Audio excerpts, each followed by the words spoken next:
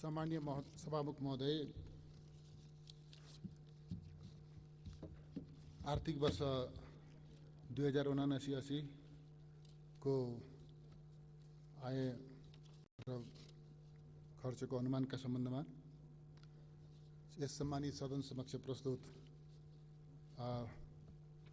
बजेटमा आफ्ना दृष्टिकोणहरू धारणाहरू राख्नमा यहाँ उपस्थित भएको छु। सम्मान्य सभामुख महोदय, आगामी मङ्सिर महिनामा प्रतिनिधि सभाको कार्यकाल पूरा हुँदैछ र मङ्सिरभित्रै हामी प्रतिनिधि सभाको निर्वाचनमा जाँदैछौँ। वर्तमान सरकारको कार्यकाल पनि बढीमा त्यही अवधिसम्म मात्र हो। यस अर्थमा यो चुनावी सरकार हो। तर 5 महिनाको चुनावी सरकारले सीमा मिचेर भर्खर निर्वाचित भएको पूर्ण अवधिको सरकारले जसरी बजेट प्रस्तुत गरेको छ, भोलि चुनावबाट आउने सरकार र मुलुकलाई नै बोकि नसक्नुको आर्थिक दायित्व सिर्जना गरेको छ। यो बजेट आगामी 5 महिनाका लागि दैनिक प्रशासनिक खर्च, चालु आयोजनाको निरन्तरता र प्रतिनिधि सभा तथा प्रदेश सभाको निर्वाचनमा आवश्यक पर्ने खर्चका लागि स्रोत व्यवस्थापन र विनियोजनमा केन्द्रित हुनुपर्दथ्यो।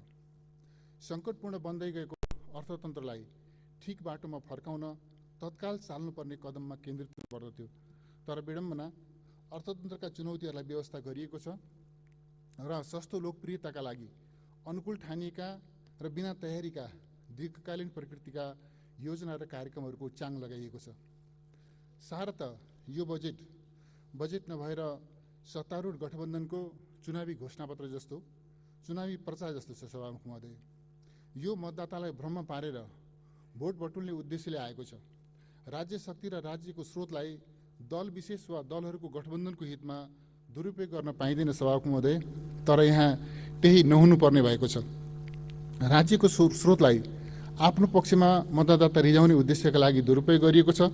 यस अर्थमा प्रस्तुत बजेटले बजेटको मर्ममाथि नै प्रहार गरेको छ।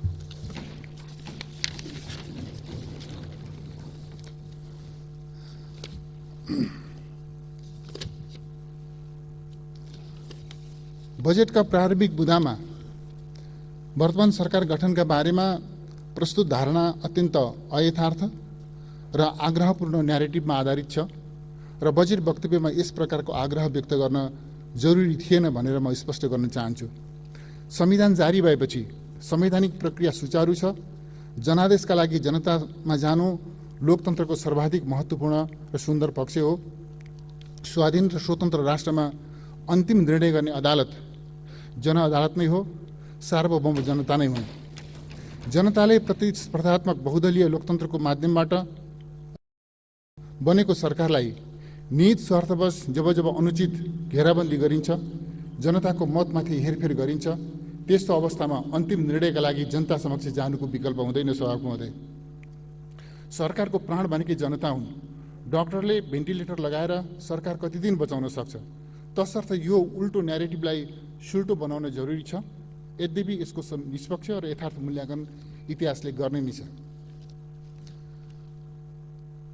मुलुकको आजको आर्थिक अवस्थालाई व्यवस्था गरेर भोलिको बजेट बन्न सक्दैन। आजको जगमा भोलिको बजेट बन्ने हो। कोभिड महामारी लगायतका चुनौतीहरूको सामना गर्दै अघिल्लो सरकारले यो सरकारलाई तुलनात्मक रूपमा सबल अर्थतन्त्र हस्तान्तरण गरेको थियो। तर यो सरकार बने यता सबैजसो आर्थिक परिसूचकहरू प्रतिदिन नकारात्मक बन्दै गएका छन्। यति बेला व्यापार घाटा चुलिएको छ र 9 महिनामै 13 खर्ब नागेको छ। विदेशी विनिमयको सञ्चित जोखिमको स्तरमा छ। 6.6 महिनाको भन्दा बढीको आयात धान्न नसक्ने अवस्थामा छ। चालु खाता घाटा 5 खर्ब 12 अर्ब अर्थात् कुल गृहस्थ उत्पादनको 10% भन्दा माथि पुगेको छ। शोधानन्तर घाटा 2 खर्ब 68 अर्ब पुगेको छ। मूल्य वृद्धि 7.28% पुगेको छ। पुँजीगत खर्च निराशाजनक छ। 10 महिनामा 31% छ। तरलता अभावका हालै लाग्दो अवस्थामा पुगेको छ। बैंकिङ प्रणालीमा लगानीयोग्य पुँजी उपलब्ध छैन। सरकारले तिर्नै पर्ने ऋण 18 खर्ब 48 अर्ब अर्थात् कुल गृहस्थ उत्पादनको 38% नागेको छ।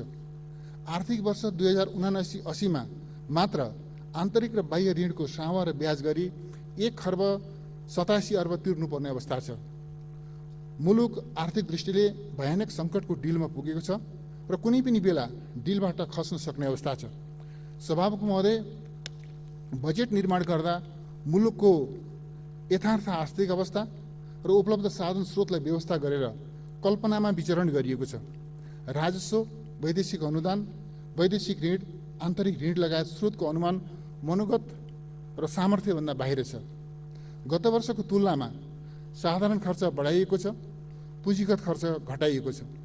आवश्यक अध्ययन, स्रोतको प्रबन्ध र कार्यान्वयन हुने आधार तयार नगरी ठूला कार्यक्रम र योजनाहरू प्रस्ताव गरिएको छ। आर्थिक वृद्धि दर अर्थतन्त्रको प्रमुख आर्थिक परिसूचक हो। यसले समग्र अर्थतन्त्रको मापनको प्रतिनिधित्व गर्दछ। नीति तथा कार्यक्रम, सरकारको विकास निर्माण र सामाजिक परिवर्तन तथा रूपान्तरणका योजना, कार्ययोजना र प्राप्तिका उपलब्धिहरूको साझा निष्कर्षको एक महत्त्वपूर्ण परिचायक हुन्छ आर्थिक वृद्धि दर। आर्थिक वृद्धि दरको निर्धारण सुविचारित, यथार्थपरक र हासिल गर्न सक्ने हुनुपर्दछ। सभामुख महोदय, यो बजेटले निर्धारण गरेको 8% को वृद्धि दर पुरै आधारहीन, अविश्वसनीय र प्राप्त गर्न नसकिने प्रकृतिको छ। सभामुख महोदय, नेपाली अर्थतन्त्रको इतिहासको समीक्षा गर्दा हामी पाउँछौँ कि कुल ग्राहस्थ उत्पादनको आधार बेस अफ जीडीपी परिवर्तन गरिएको वर्षमा बाहेक 7% भन्दा माथिको आर्थिक वृद्धि दर भएको छैन।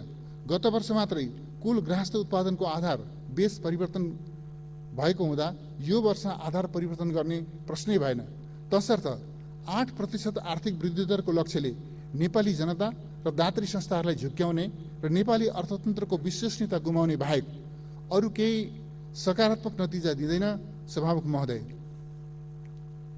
आर्थिक वृद्धि दरको विश्वव्यापी प्रवृत्ति हेर्दा अर्थ मन्त्रालय स्वयंले 2078-79 को आर्थिक सर्वेक्षणमा विश्व अर्थतन्त्रको आर्थिक वृद्धि दर सन् 2022 मा 3.6% हुने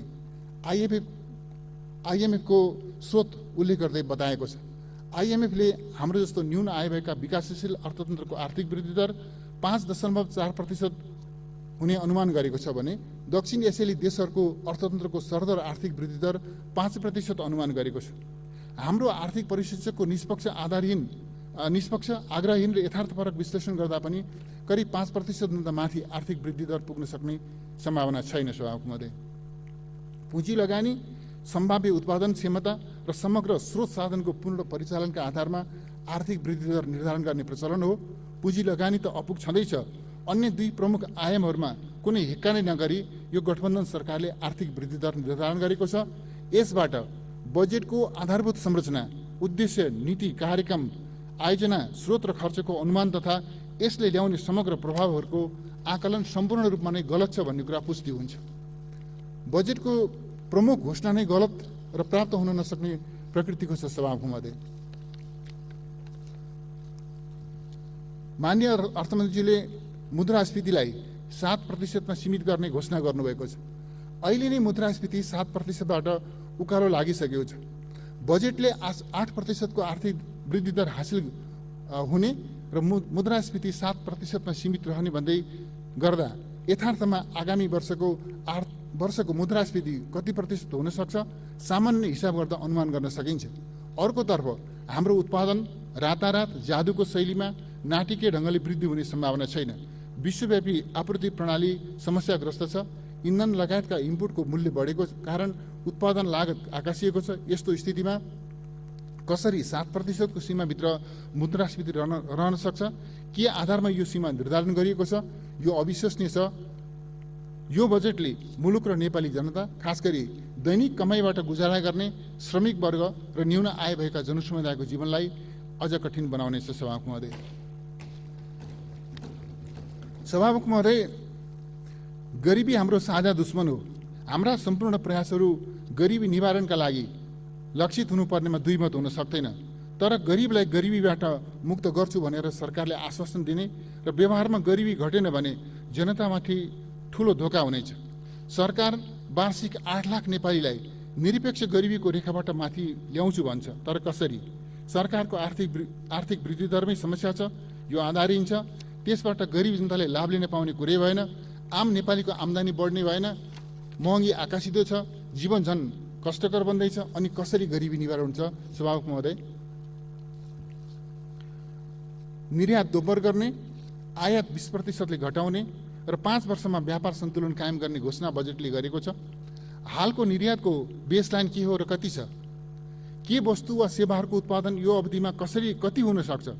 सरकारी, निजी र सहकारी क्षेत्रको भूमिका कस्तो हुन्छ? कुन गन्तव्यमा हामीले निर्यात गर्न सक्छौँ?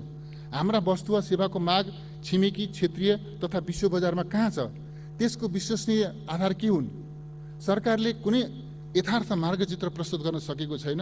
आयात घटाउने भनिएको छ, त्यो पनि उपभोगको आयात घटाउने या पुँजीगत आयात घटाउने हो? बजेट स्पष्ट छैन। पुँजीगत आयात घटेमा देश थप आर्थिक सङ्कटमा जान्छ, विकास निर्माण प्रभावित हुन्छ। व्यापार सन्तुलन आफैमा वाञ्छनीय तर प्राप्त गर्न अत्यन्त दुरूह आयाम हो।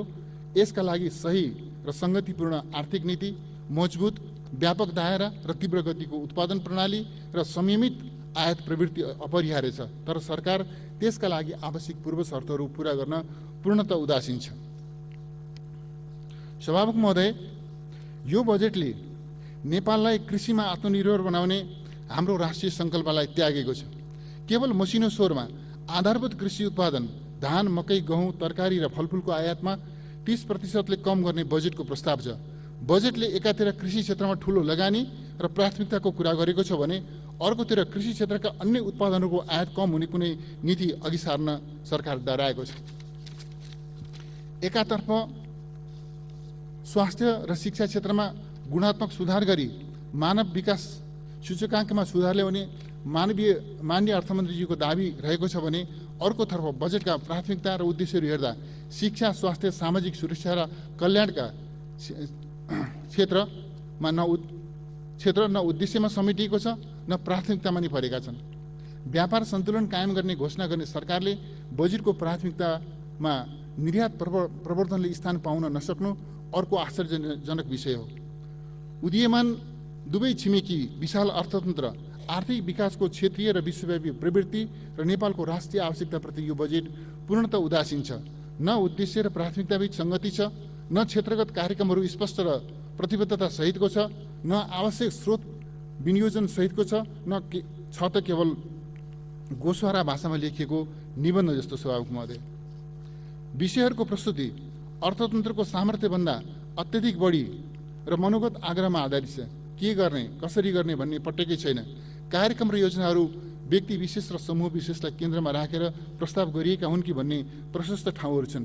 कृषि, उद्योग लगायतका क्षेत्रहरूमा छरपष्ट अनुदान, छुट, सुविधा, सहुलियत र सहयोगका आश्वासनहरू छन्। कुन लक्षित वर्गलाई केका लागि कसरी दिने र अर्थतन्त्रमा के योगदान पुग्छ, त्यसका लागि स्रोत विनियोजन कति आवश्यक छ, त्यो स्रोत कहाँबाट कसरी जुटाउने कुनै यथार्थपूर्वक अनुमान छैन। केवल घोषणामा मात्र केन्द्रित छ। यसबाट बजेट प्रणाली र हाम्रो अर्थतन्त्रको क्रेडिबिलिटीमा ह्रास आउने निश्चित छ। सभामुख महोदय, यो बजेट सुक्खा जमिनमा घस्रिन खोजेको चिप्ले गिरा जस्तो छ।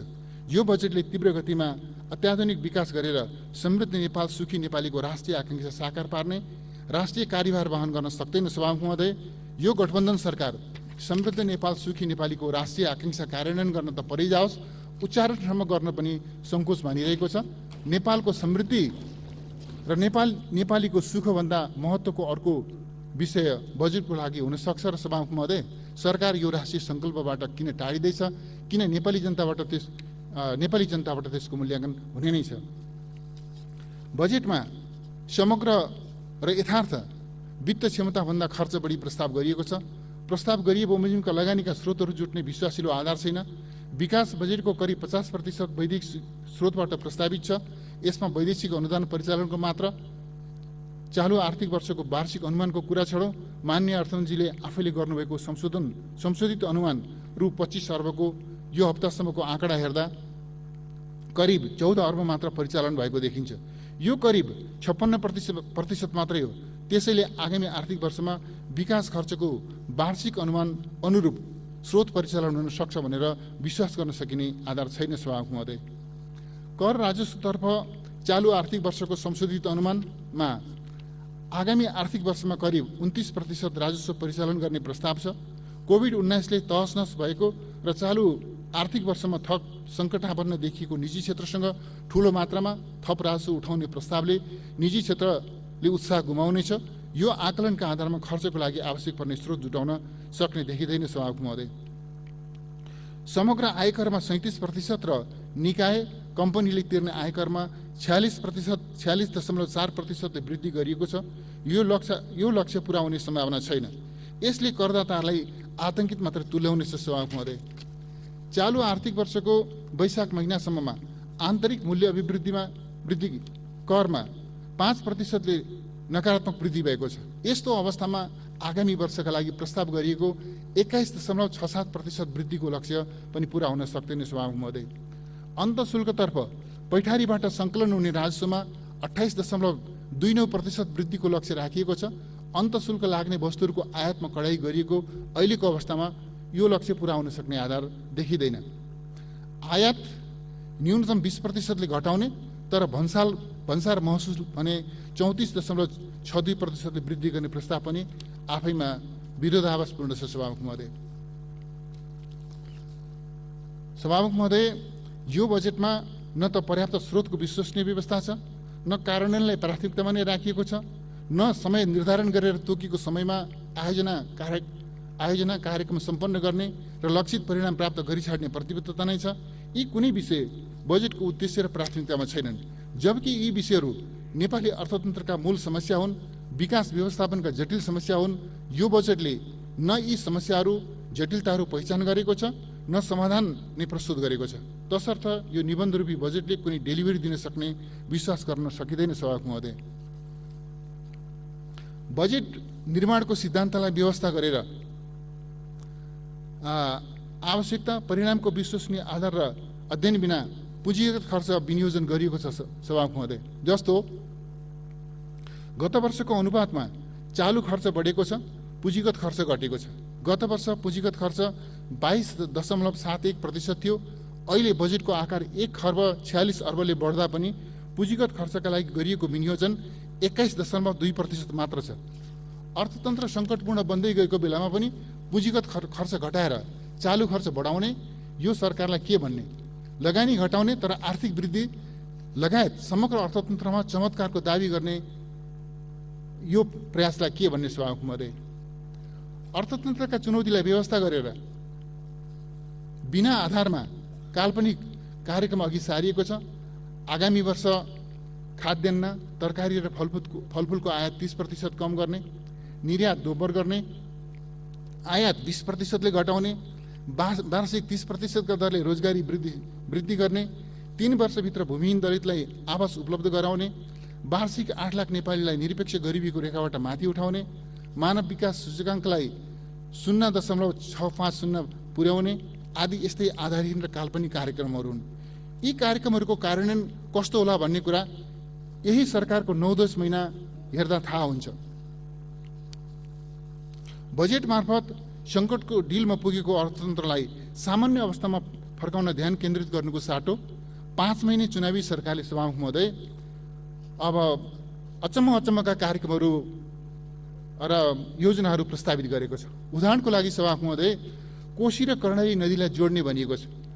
अहिले मुलुकका सामने होला एउटा विकासको एउटा उचाइ प्राप्त गर्दै जाँदा नेपालका नदी प्रणालीलाई एक आपसमा आबद्ध गर्नुपर्ने आवश्यकता पनि रहला। तर के कोशी कर्णाली जस्ता नदीहरूलाई जोड्ने कार्यक्रम आजको प्राथमिकताको विषय बन्न सक्छ सभामुख महोदय? निजी क्षेत्रको लगानीमा 2 घण्टामा पुग्ने चतरा सगरमाथा, मैले त एक ठाउँमा हेरेको थिएँ चतरा सगरमाथा मात्रै छ भनेर, पछि दोहोऱ्याएर हेर्दाखेरि सगरमाथा जानका निम्ति एउटा बाटो मात्रै भएर एउटा मात्रै फास्ट ट्र्याक भएर पुग्दैन भन्ने ठानेर होला सभामुख महोदय 2टा सगरमाथा पुग्ने 2टा फास्ट ट्र्याकको प्रस्ताव यो बजेटले गरेको छ। बुँदा नम्बर 95 र बुँदा नम्बर 213 मा। बुँदा 95 मा के भनिन्छ भनेदेखि चतराबाट सगरमाथा निजी क्षेत्रको लगानीमा 2 घण्टामा पुग्ने गरी चतराबाट सगरमाथा र मिर्चैया हुँदै लुक्ला चतराबाट सगरमाथा एउटा, अर्को चाहिँ मिर्चैयाबाट लुक्ला हुँदै सगरमाथा जाने 2टा चाहिँ द्रुत मार्गको प्रस्ताव गरिएको छ। सगरमाथा पुग्नका निम्ति 2टा द्रुत मार्ग, त्यो पनि निजी क्षेत्रको लगानीमा। यस प्रकारको कार्यक्रम यसमा प्रस्ताव गरिएको छ। सभामुख महोदय, यो कार्यक्रमको मुक्तकण्ठले प्रशंसा गर्ने कि अनि के गर्ने सभामुख महोदय? यस्तो खालको चाहिँ एक ढङ्गले भन्दा आधारहीन सतही निजी क्षेत्रले अनि सगरमाथा पुग्ने फास्ट ट्र्याक बनाइदिला भनेर अनि विकासको परिकल्पना गरेर बस्ने हामी कुन ठाउँमा पुग्यौँ सभामुख महोदय? त्यस्तै गरी चितवनबाट काठमाडौँ एक घन्टामा पुग्ने द्रुत मार्गको परिकल्पना त छँदैछ। यो त चाहिँ चाहिने नै अत्यावश्यक आयोजना नै हो। यो त पक्कै पनि छिटै कार्यान्वयन हुनेछ, कार्यान्वयन जानेछ भनेर पनि म आशा गर्न चाहन्छु सभामुख महोदय। वास्तविक किसानको लागतको पूर्वानुमान बिना किसान पेन्सन लागू गर्ने कुरा यसमा गरिएको छ सभामुख महोदय। किसान पेन्सनमा एउटा अर्को गजबको कुरा छ सभामुख महोदय। किसानहरूले यो चाहिँ यो किसान यो कोषमा जम्मा गरेपछि जम्मा गरेको रकमको 10% चाहिँ राज्यले थपिदिने कुरा गरेको छ। सभामुख महोदय, अहिले ब्याङ्कमा चाहिँ डिपोजिट गर्यो भनेदेखि 11% भन्दा बेसी चाहिँ ब्याज पाउने स्थिति छ। अनि के मतलब हो त सभामुख महोदय? सुन्दाखेरिमा आकर्षक, किसानलाई पेन्सन छ, तर यसको परिणाम हेर्दाखेरि त्यस्तो छ सभामुख महोदय। सभामुख महोदय, गत वर्षको तुलनामा खानेपानी मन्त्रालयको बजेट 17%ले कटौती गरिएको छ। तर अर्कोतर्फ के गरिएको छ भनेदेखि एक घर एक धाराको कार्यक्रम कार्यान्वयन गर्ने भनिएको छ। यो भनेको सायद सभामुख महोदय आफ्नो घरमा आफै धारा जोड्नु भन्ने हो कि? नभए त यो 17% बजेट कटौती गरेर एक घर एक धाराको कार्यक्रम कार्यान्वयन गर्न त सम्भव हुने देखिँदैन सभामुख महोदय। यस्ता अनगिन्ती यो चाहिँ वास्तवमा भनिसाध्य नै छन्। यस्ता मैले केही प्रतिनिधिमूलक योजनाहरूको मात्रै मैले यहाँ सन्दर्भ स्मरण गरेको हुँ। सभामुख महोदय, बजेटको मेन ट्रेन्ड नै यस्तै छ। यस्तै खालका कार्यक्रमहरूले चाहिँ परिकल्पनाहरूले सपनाहरूले यो चाहिँ बजेट भरिएको छ सभामुख महोदय। कृषि कर्जा उपलब्ध गराउन 5 खर्ब बराबरको लघु वित्त कोष प्रस्ताव गरिएको छ, तर त्यसको स्रोत सुनिश्चित छैन सभामुख महोदय। 5 खर्ब कहाँबाट ल्याउने हो? कि अरू कोषको रकमलाई रित्याएर यतातिर सार्ने हो कि? त्यसो गर्न विद्यमान कानुनी व्यवस्थाले अनुमति दिन्छ कि दिँदैन? अनि ती कोषहरू चाहिँ आफ्ना उद्देश्यमा क्रियाशील हुन पाउँछन् कि पाउँदैनन्? ती कोषहरूलाई यतातिर डाइभर्ट गर्दा त्यहाँ पर्ने प्रभाव के हुनसक्छ? यस कुनै पनि चिजमा कुनै पनि ढङ्गले विश्लेषण नगरिकन एक ढङ्गले चाहिँ भन्दाखेरि यस्तो खालको सस्तो लोकप्रियताको कुरा गरिएको छ। कृषि कर्जा उपलब्ध गराउन 5 खर्ब बराबरको लघु वित्त कोष, तर त्यो 5 खर्बको लघु वित्त कोषका निम्ति स्रोत कहाँ छ? त्यसको कुनै ठेगान छैन सभामुख महोदय। अर्को एउटा गजबको कुरा, यो सरकार त्यसो त हामी सबै सङ्घीय लोकतान्त्रिक गणतन्त्रप्रति समान ढङ्गले प्रतिबद्ध छौँ भन्ने म ठान्छु। तर खास गरी संहिताका प्रश्नमा निश्चित साथीहरूको अतिरिक्त दाबी छ। म त्यो दाबीलाई पनि म अन्यथा भन्दिनँ सभामुख महोदय। तर यहाँ म के देख्छु भने अचम्मको कुरा, साना पूर्वाधार आयोजना प्रदेश र स्थानीय तहमा पठाउने यो बजेटमा चाहिँ घोषणा गरिएको छ, तर त्यसको अन्तर्य भने अर्कै रहेछ सभामुख महोदय। साना योजना केन्द्रले छनौट गर्ने र ती योजनासहित सीमित मात्राको सशर्त अनुदान प्रदेश र स्थानीय तहमा पठाउने कुरा त यस्तो पो रहेछ। यसबाट आफ्नो योजना आफैले छनौट गर्ने र प्रदेश र स्थानीय तहको अधिकार कटौती गरिएको छ। प्रदेशले र स्थानीय तहले आफ्ना अधिकारहरू आफ्ना योजनाहरू आफै छान्न पाउने होइन रहेछन् सभामुख महोदय। हामीले यहाँबाट चाहिँ योजनाहरूको लिस्ट पठाउने, त्यसका निम्ति सीमित मात्राको सशर्त अनुदान पठाउने, यो पैसा हो, यो बजेट हो, यी आयोजनाहरू कार्यान्वयन गर्नु भनेर निर्देश गर्ने, यो रहेछ सभामुख महोदय। म ठान्दछु सभामुख महोदय, यो चाहिँ संहिता, त्यसमा पनि वित्तीय संहिता सम्बन्धी जे हाम्रा अवधारणाहरू मान्यताहरू, यो मान्यताको ठाडो बर्खिलाफ छ। यो संहिता विरोधी कदम हो सभामुख महोदय। र म के पनि स्पष्ट गर्न चाहन्छु सभामुख महोदय भने केन्द्रबाट लादिएका त्यस प्रकारका कार्यक्रमहरू कार्यान्वयन पनि हुन सक्दैनन्। यो रिसोर्सको मिसयुज मात्रै हो, यो चाहिँ स्रोतको अपव्यय मात्रै हो सभामुख महोदय। सभामुख महोदय, उत्पादन वृद्धि र आयात प्रतिस्थापनमा खुब धेरै जोड दिएको अक्षरहरू पढ्दाखेरि शब्दहरू पढ्दाखेरि त्यो देखिन्छ सभामुख महोदय। तर यथार्थ के छ त? यथार्थ के छ भनेदेखि उद्योग वाणिज्य तथा आपूर्ति मन्त्रालयको बजेट भने गत वर्षको तुलनामा घटाइएको छ। उद्योगको बजेट घटाएर अनि पछि हामी यो आयात प्रतिस्थापन गर्ने, उत्पादन वृद्धि गर्ने, अनि निर्यात प्रवर्धन गर्ने, कसरी गर्छौँ होला सभामुख महोदय? अनि यो उद्देश्य र यो विनियोजनमा चाहिँ सङ्गति भयो त सभामुख महोदय? सङ्घ प्रदेश र स्थानीय तहको लागत साझेदारीमा सञ्चालन गर्ने भनिएको आत्मनिर्भरताका लागि कृषि उत्पादन नामक कार्यक्रमको मोडालिटी के हो? स्रोत के हो? कसले र कसरी कार्यान्वयन गर्ने हो? यसबाट के प्रतिफल प्राप्त हुन्छ? कुनै अध्ययनमा आधारित भएर यो प्रस्ताव गरिएको भन्ने देखिँदैन सभामुख महोदय। यो स्पष्ट छैन।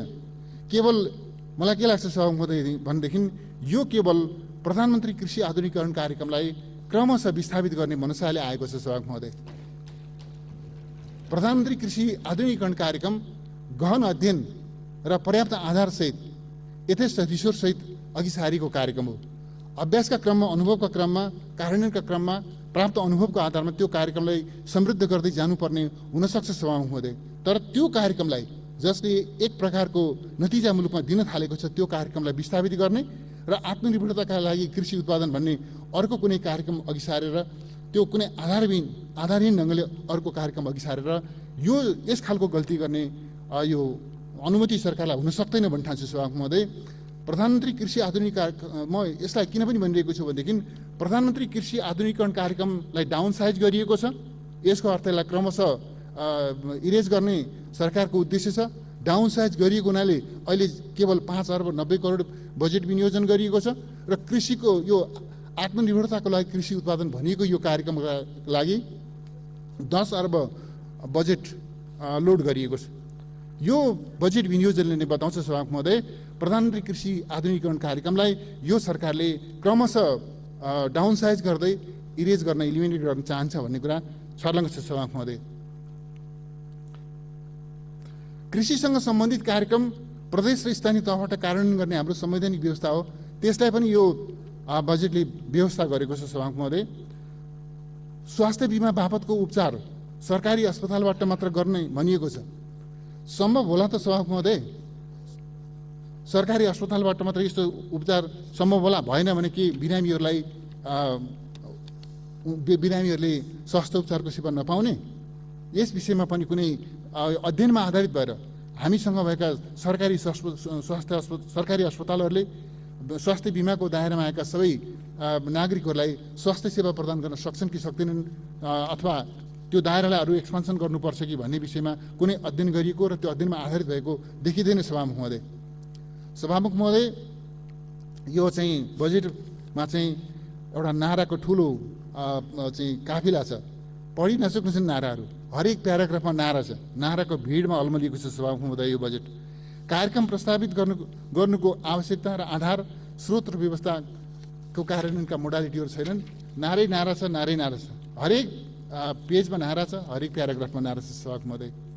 यो नारा भन्दा पनि कार्यक्रम का वस्तुनिष्ठ आधारहरू र त्यसको कार्यान्वयनको विश्वसनीय आधारहरू र त्यसका निम्ति आवश्यक स्रोतको प्रबन्ध गर्नुपर्ने हो सभामुख महोदय। एउटा अर्को गजबको चाहिँ यसमा विवेचना गर्नुपर्ने विषय छ सभामुख महोदय। यसले एउटा बडो मिठो नारा दिएको छ, महिला पहिला। यो नाराको चाहिँ श्रृङ्खलामा एउटा यो चाहिँ मिठो नारा पनि सूत्रबद्ध गरिएको छ सभामुख महोदय। महिला पहिला कति राम्रो छ, कति आकर्षक छ। देशभरिका सबै दिदीबहिनीहरू, आमाहरू खुसी हुने खालको नारा छ। तर सभामुख महोदय म स्मरण गर्न चाहन्छु सत्तापक्षीय गठबन्धनले हालै सम्पन्न भएको स्थानीय तहको निर्वाचनमा प्रमुख, उपप्रमुख, अध्यक्ष र उपाध्यक्ष मध्ये कुनै एक महिला उम्मेदवार हुनै पर्ने संवैधानिक व्यवस्थालाई ठाडो के भनेदेखि उल्लङ्घन गरेको छ, जसका कारणले गर्दा आज देशभरिमा करिब 150 भन्दा बेसी महिला नेत्रीहरू जो नगर प्रमुखको रूपमा, उपप्रमुखको रूपमा, अध्यक्ष वा नगरपालिकाको अध्यक्ष उपाध्यक्षको रूपमा निर्वाचित हुनुभएको हुने थियो। 150 भन्दा बेसी महिला दिदीबहिनीहरूलाई पालिकाको प्रमुख, उपप्रमुख भएर निर्वाचित हुने त्यो अधिकार कर्टेल गरेको छ। यस्तो रङ्गले महिला दिदीबहिनीहरूको अधिकार कर्टेल गर्ने सरकारले अनि नारा भने के दिएको छ सभामुख महोदय भनेदेखि महिला पहिला। यो त हामी सबैले भित्तामा टाँस्नै पर्छ होला सभामुख महोदय यो कोटेसन। सभामुख महोदय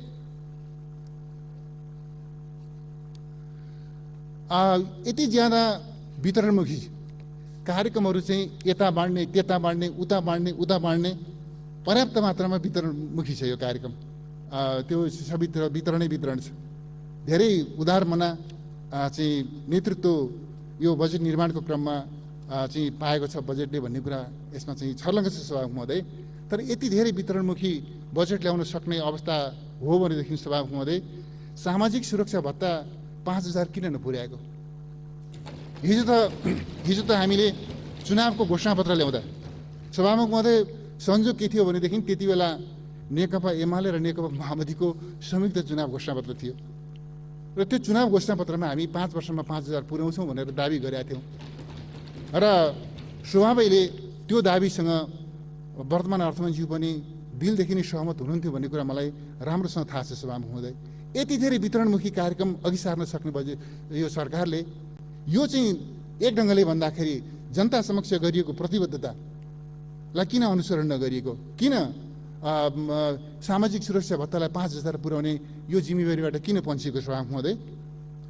सभामुख महोदय हामीले सुनेका थियौँ सम्माननीय प्रधानमन्त्री शेरबहादुर देउवाज्यूले सरकार छाड्दै गर्दा अन्तिम बैठकतिर अघिल्लो कार्यकालमा अन्तिम बैठकतिर यो चाहिँ सामाजिक सुरक्षा भत्ताको उमेर 65 कायम गर्ने निर्णय गर्नुभयो रे भनेर हामीले पत्र पत्रिकामा पढेका थियौँ। यसैपटक पनि सञ्चार माध्यमहरूमा काफी आयो 65 वर्ष प्रधानमन्त्रीज्यू 65 वर्षको पक्षमा हुनुहुन्छ भनेर। तर अहिले चाहिँ बजेट मार्फत हामीले थाहा पायौँ सभामुख महोदय 65 वर्ष होइन रहेछ 68 वर्ष रहेछ। यसबाट के सम्माननीय प्रधानमन्त्रीज्यू अब 65बाट 68तिर उकालो लाग्नु भएको सभामुख महोदय? सभामुख महोदय 15% तलब वृद्धि को कुरा गरिएको छ सभामुख महोदय। महँगी यो सबै चिजको तुलना गरेर हेर्दाखेरि 15% यो न्यून नै हो। तर त्यसमाथि सभामुख महोदय के म जोड दिन चाहन्छु भने न्यून वैधानिक प्रगतिशील प्रणालीलाई त यसले अनुसरण गर्न सकेन नै सभामुख महोदय। यो तलब वृद्धिले खास गरिकन न्यून वैधानिक कर्मचारीहरूको मर्कालाई सम्बोधन गर्न सक्ला त सभामुख महोदय? तलब वृद्धि सुविधा वृद्धि जस्ता विषयहरूमा सामान्यतया प्रगतिशील प्रणाली अवलम्बन गरिन्छ, करका सन्दर्भमा पनि प्रगतिशील कर प्रणाली अवलम्बन गरिन्छ भन्ने सामान्य विषय हो। तर सभामुख महोदय सरकारले त्यसो गर्न चाहेको देखिएन। सभामुख महोदय राष्ट्रपति शैक्षिक सुधार कार्यक्रम अन्तर्गत 3 वर्षभित्र देशभरिका सार्वजनिक विद्यालय र क्याम्पसहरूको पूर्वाधार निर्माण गरिसक्ने योजना र बजेट पूर्ववर्ती सरकारले अघि सारेको थियो। सभामुख महोदय अहिले राष्ट्रपति शैक्षिक सुधार कार्यक्रम भन्ने त शीर्षक त स्मरण उल्लेख गरिएको छ सभामुख महोदय। तर त्यो जुन ग्रेभिटीका साथ यो कार्यक्रम लन्च गर्न अगाडि बढाउन खोजिएको थियो सभामुख महोदय त्यसलाई पनि डाउन साइज गरिएको छ। ठिक छ यो राष्ट्रपति शैक्षिक सुधार कार्यक्रम भन्ने मन पर्दैन भने पनि सभामुख महोदय देशभरिका सार्वजनिक विद्यालय र क्याम्पसहरूको पूर्वाधार निर्माण त हाम्रा निम्ति अपरिहार्य छ नि सभामुख महोदय। यसका निम्ति बजेट विनियोजन गर्नु पर्दैन? यो दायित्व सरकारले महसुस गर्नु पर्दैन? सभामुख महोदय यो बुढी गण्डकी यसैपटक पनि सदनमा समेत यथेष्ट चर्चाको विषय भएको छ। स्वयं सम्माननीय प्रधानमन्त्रीज्यूले बुढी गण्डकी आयोजनाका निम्ति यथेष्ट बजेटको व्यवस्था हुने, बजेटको अभाव नहुने सदनलाई जानकारी दिनुभएको छ सभामुख महोदय। हामी त्यो देखेर बुढी गण्डकी जस्तो 1200 मेगावाट क्षमताको जलाशययुक्त आयोजना नेपालले आफ्नै क्षमतामा निर्माण गर्न सक्ने भएछ भनेर हामी सबै आह्लादित पनि भएका हौँ सभामुख महोदय। तर यसो हेर्दाखेरि अरू साना साना कार्यक्रमहरूका निम्ति यो शीर्षकमा यति छुट्याइएको छ भनेर भनिएको छ। तर बुढी गण्डकी नाम त उल्लेख गरिएको छ सभामुख महोदय, तर बजेट प्रस्ताव गरिएको छैन। मलाई के लाग्छ भनेदेखि यो ढङ्गले एउटा नगण्य साइजको बजेट एउटा ब्लकमा राखिएको होला। त्यो नगण्य साइजको बजेटले यति महत्त्वपूर्ण यस्ता राष्ट्रिय गौरवको आयोजना कार्यान्वयन हुन सक्ला सभामुख महोदय? सभामुख महोदय म सक्छु अब एकछिनमा। नेपाल आफैले निर्माण दुनियाँले खाद्य सुरक्षाका निम्ति प्रभावकारी कदम चालिरहेका छन्। भारतले गहुँ चिनी चामलको निर्यात रोकिरहेको छ, तर सरकारलाई सम्भावित खाद्य सङ्कटप्रति कुनै चासो छैन। यति महत्त्वपूर्ण बजेटमा खाद्य सङ्कट, सम्भावित खाद्य सङ्कट, जुन खाद्य सङ्कटलाई दुनियाँले महसुस गरिएको छ, वर्ल्ड ब्याङ्क लगायतका विश्व खाद्य सङ्गठन लगायतका सबै संस्थाहरूले यसको महत्त्व, यसले सिर्जना गर्ने चुनौतीका बारेमा सबैलाई सचेत गराइसकेका छन्। हाम्रा छिमेकी मित्र राष्ट्रहरूले पनि आफ्नो ठाउँमा तयारी गरिरहेका छन्। तर हामी सम्भावित खाद्य सङ्कटका बारेमा मौन छौँ, चुप छौँ, मानौ हामी कहाँ कुनै खाद्य सङ्कट आउनेवाला छैन। सभामुख महोदय, बजेट पढ्दा पेपरका रेल र पानी जहाज उत्पादन कारखाना बन्द हुने भएछन् भनेर खुसी लाग्यो सभामुख महोदय। हामीले धेरै नै यो चाहिँ पेपरका रेलहरू र पानी जहाजहरू प्रशस्त देखेका छौँ सभामुख महोदय। यस बिचमा मलाई के लाग्छ सभामुख महोदयदेखि निरर्थक विवादको लामो श्रृङ्खला पार गरेरै भए पनि रेल र पानी जहाजको विवादको अन्त्य भएकोमा म खुसी व्यक्त गर्न चाहन्छु सभामुख महोदय। इन्डक्सन चुलोको लागि पूर्वाधार तयार छैन। तपाईँले चाहेर पनि इन्डक्सन चुलो घरमा जोड्न सक्नुहुन्न, किन त्यसको वायरिङ लगायतका तमाम त्यो ग्रिडहरूको समस्या यावत चिजहरू छ। तर पूर्वाधार तयार गर्ने कुनै सुरसार छैन सभामुख महोदय। तर इन्डक्सन चुलो सित्तैमा वितरण गर्ने कुरा छ। अब त इन्डक्सन चुलो धनाढ्यहरूले, नेपालमा त केही लिस्टेड गरिएका बिलिनियरहरू पनि हुनुहुन्छ, उहाँहरूले पनि यो सित्तैमा चाहिँ सायद इन्डक्सन चुलो पाउनुहुन्छ होला। यसका निम्ति सरकारलाई सभामुख महोदय धन्यवाद त दिनुपर्ने नै हो। सभामुख महोदय, 300 का दरले पालिकाहरूमा खटाइने स्वयंसेवकहरू तलबी हुन् कि बेतलबी? स्वयंसेवक स्वेच्छाले सेवा गर्नेहरू हुन्, त्यो सायद तलबी नहुनु पर्ने हो। यदि तलबी हुनु भनेदेखि तिनीलाई तलब कसले दिन्छ? तिनीहरूको छनौट कसरी हुन्छ? छनौटमा पारदर्शिता कसरी अपनाइन्छ? यी यावत चिजहरू अनुत्तरित छन् सभामुख महोदय। र सभामुख महोदय, अर्को एउटा महत्त्वपूर्ण एउटा जिज्ञासा छ सभामुख महोदय, यसमा मैले थप केही भन्नु छैन। ग्रेनाइट, मार्बल, ढुङ्गा, चट्टान जस्ता विषयहरू निकासी गर्ने प्रस्ताव पनि यो बजेटमा गरिएको छ।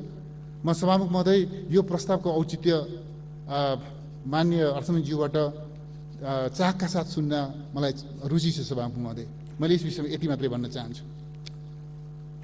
सभामुख महोदय, त्यस्तै गरी यसमा करका प्रश्नमा पनि अनेक प्रकारका असङ्गतिहरू छन्। सभामुख महोदय, बजेटमा प्रस्तुत गरिएको करको संशोधन प्रस्ताव आधारहीन छ, असङ्गत छ र प्रत्युत्पादक छ। यसका प्रशस्त उदाहरणहरू छन्। म केही प्रतिनिधि घटना मात्रै म यहाँ चर्चा गर्न चाहन्छु सभामुख महोदय। विद्युतीय सवारी साधन, यो विद्युतीय सवारी साधन हामी किन यसरी फुटबल बनाइरहेका छौँ सभामुख महोदय? समय त सिद्धियो, सकिने आँट्यो सभामुख महोदय, म धेरै लिन्न।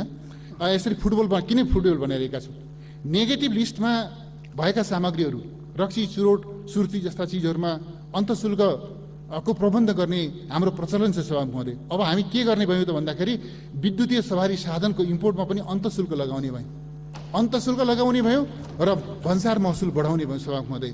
अब यसको अर्थ के भनेदेखि हामी अब विद्युतीय सवारी साधनको प्रयोगलाई हामी डिस्करेज गर्दैछौँ, फेरि पनि हामी डिजेल पेट्रोलकै भेहिकलहरूलाई इन्करेज गर्दैछौँ र हामी भोलि इनर्जी स्पिल होला मतलब छैन, तर महँगो तेल किनेर, महँगो पेट्रोल डिजेल किनेरै सवारी साधन चढ्न विवश हुनेछौँ। त्यो ओरिएन्टेसन, त्यो दिशा लिन खोजेको सभामुख महोदय यो बजेटले।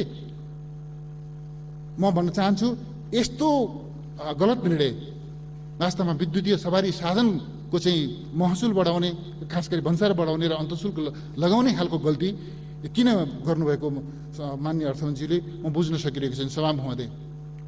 त्यस्तै गरी व्यक्तिको घर र जग्गाको बिक्री गर्दा लाग्ने पुँजीगत लाभकरको दायरालाई 2.5%बाट 5%मा, 5%बाट 7.5% हुने गरी वृद्धि गरिएको छ। 7%सम्म पुँजीगत लाभकर बढाउँदा कमजोर आर्थिक हैसियत भएका नागरिकको जीवनमा के प्रभाव पर्ला भनेर विश्लेषण गर्नुभएको छ अर्थमन्त्रीले। माननीय सभामुख महोदय, म जिज्ञासा राख्न चाहन्छु। यस्ता चिजहरूमा समग्र अध्ययन गरेर अनि मात्र निर्णय लिनुपर्छ भन्ने मेरो ठम्मै छ सभामुख महोदय। सभामुख महोदय, अर्को एउटा अचम्मको विषय छ सभामुख महोदय, सरकारी सहकारी संस्थानहरू। सहकारीलाई हामी चाहिँ हाम्रो अर्थतन्त्रको 3टा मध्येको एउटा महत्त्वपूर्ण पिलरको रूपमा बुझ्छौँ। त्यसै हिसाबले सहकारीको महत्त्वको बारेमा चर्चा गर्छौँ। सहकारीको सदस्य हुनुलाई हामी गौरवको बोध गर्छौँ, तर सहकारी संस्था समान रुचिका, समान प्रकृतिका नागरिकहरूको सहभागितामा बन्ने सहकारीहरू, तिनीहरूलाई लाग्ने जुन आयकर छ सभामुख महोदय, अहिले चाहिँ के छ त भन्दाखेरि आयकर नगर, उपमहानगर र महानगरपालिकामा क्रमशः 5, 7 र 10% भएकोमा अहिले 7.5, 10 र 15% पुर्याइएको छ।